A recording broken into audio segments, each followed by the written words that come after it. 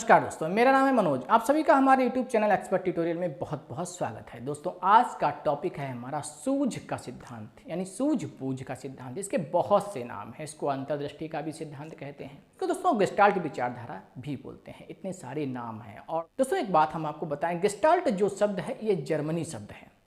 इस जर्मनी शब्द का अर्थ है समग्र, समग्रता।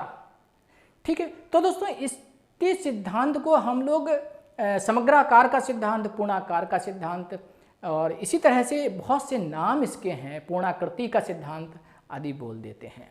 दोस्तों यदि प्रश्न आता है गेस्टाल्टवादी मनोवैज्ञानिक कौन कौन है, तो इसमें पहला नाम है मैक्स वर्दीमर का, जो गेस्टाल्टवाद के जनक कहलाते हैं। दूसरा नाम है दोस्तों कोहलर का, तीसरा नाम है कर्ट कोफका का और चौथा नाम है फ्रिट्ज पर्ल्स का। दोस्तों ये चारों मनोवैज्ञानिक गेस्टाल्टवादी मनोवैज्ञानिक कहलाते हैं।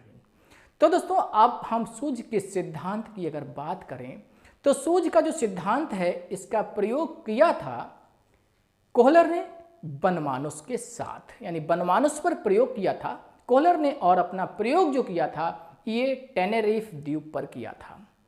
अब दोस्तों हम बात करेंगे कि इनका सहयोग किसने दिया। इनका सहयोग दिया था दोस्तों कोफका ने प्रयोग के दौरान।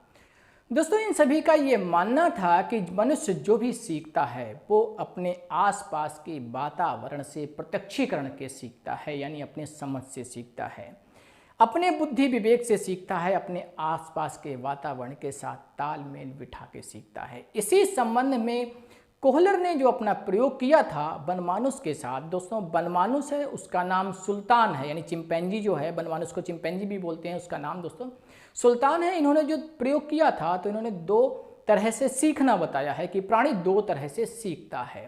तो उन्होंने दो प्रयोग किया था, एक छड़ी वाला प्रयोग किया था और एक बक्से वाला प्रयोग किया था, और दोनों प्रयोग जो दो तरह से सीखता है उन दोनों के लिए अलग अलग था। उन्होंने एक तरह से जो सीखना बताया था तो उसका नाम है दोस्तों प्रत्यक्षीकरण के स्तर पर सीखना, या कह सकते हैं प्रत्यक्ष ज्ञानात्मक स्तर पर सीखना।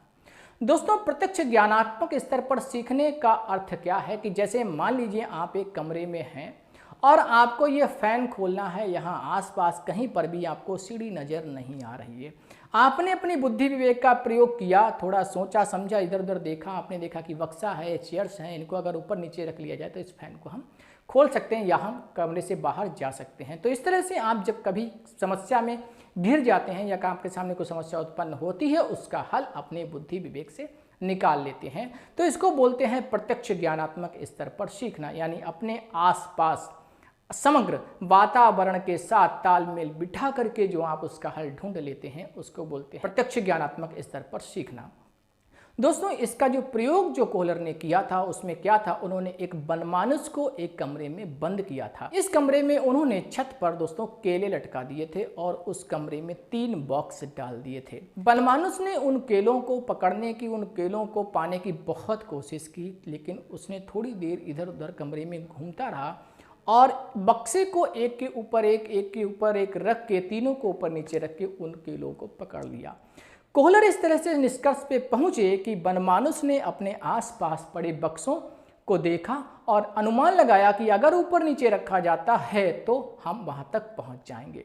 तो इसी तरह से इन्होंने कहा है कि हम अपने आसपास मौजूद परिस्थितियों के साथ तालमेल बिठाकर अगर कोई हल ढूंढ लेते हैं तो इसे प्रत्यक्ष ज्ञानात्मक स्तर पर सीखना कहेंगे। अब हम कभी भी भविष्य में ऐसी समस्या आती है तो हम इसी ज्ञान का उपयोग दूसरी जगह कर सकते हैं। दोस्तों इन्होंने दूसरी तरह से प्रत्यात्मक स्तर पर सीखना बताया है। दोस्तों ये प्रत्यय वही वाला है जो जीन पियाजे ने जिसको स्कीमा का नाम दिया है। जब हम जीन पियाजे का सिद्धांत आपको पढ़ाएंगे तो उसकी बात हम वहां करेंगे चल के।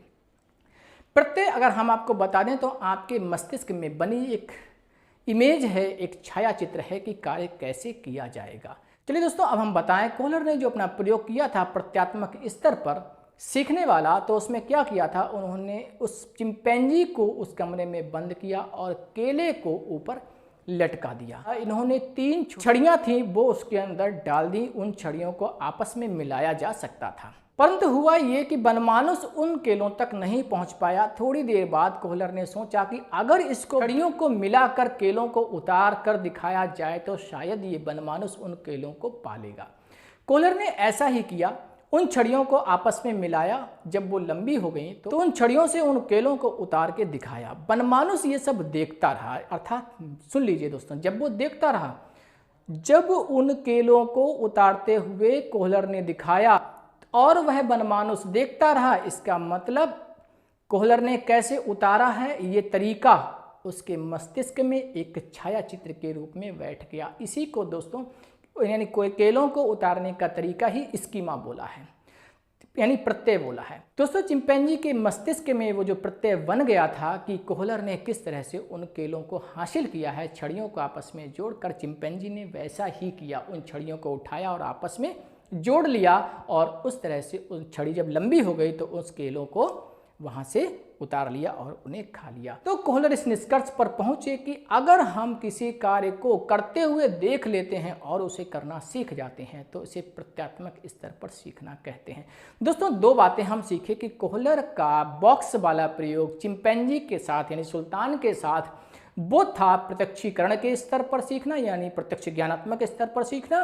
कोहलर का छड़ी वाला प्रयोग जो बनमानुस के साथ था दोस्तों, तो वो था हमारा प्रत्यात्मक स्तर पर सीखना। दोस्तों जब हम प्रत्यक्षीकरण के स्तर पर सीखने की बात करते हैं तो वहाँ पर हमें शारीरिक बल की अधिक आवश्यकता होती है, यानी अपने आसपास परिस्थितियों के साथ तालमेल बिठाने की आवश्यकता होती है।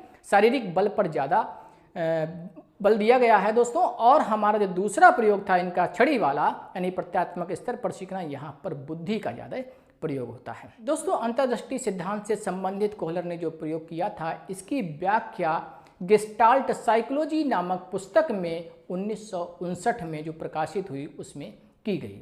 यानी कोहलर ने जो पुस्तक लिखी है वो गेस्टाल्ट साइकोलॉजी के नाम से लिखी है। दोस्तों अब हम आपको बताएं इसका शैक्षिक उपयोगिता क्या है। दोस्तों ये जो सिद्धांत है पूर्ण से अंश जो शिक्षण सूत्र है इसका जनक भी है, यानी पूर्ण से अंश शिक्षण सूत्र जो है वो इसी से निकला है। यानी सबसे पहले हम अपने आसपास मौजूद परिस्थितियों को समझते हैं और यहाँ से जो हल निकालते हैं यानी जो निष्कर्ष पर पहुँचते हैं उसको अंश बोलते हैं, यानी पूर्ण से अंश की ओर जो शिक्षण सूत्र है वो यहीं से जन्म लेता है। तो यह सिद्धांत बच्चों में रटने की प्रवृत्ति का विरोधी है। इसमें यह कहा गया है कि बच्चे समझें, अपने आप समझ के पढ़ें, यानी सूझबूझ के साथ पढ़ें और सीखें।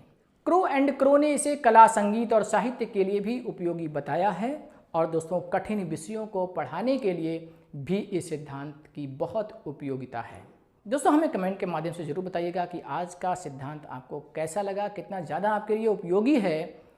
और दोस्तों अगर आप हमारे चैनल पर नए हैं तो सब्सक्राइब कर दें, लाइक करें, अपने दोस्तों में शेयर भी कर दें, घंटी का बटन दबा देंगे जिससे कि जो भी वीडियो अपलोड होगी उसका नोटिफिकेशन आप तक पहुंचता रहेगा। आज का लेक्चर हम यही समाप्त करते हैं। आपका दिन शुभ हो। नमस्कार।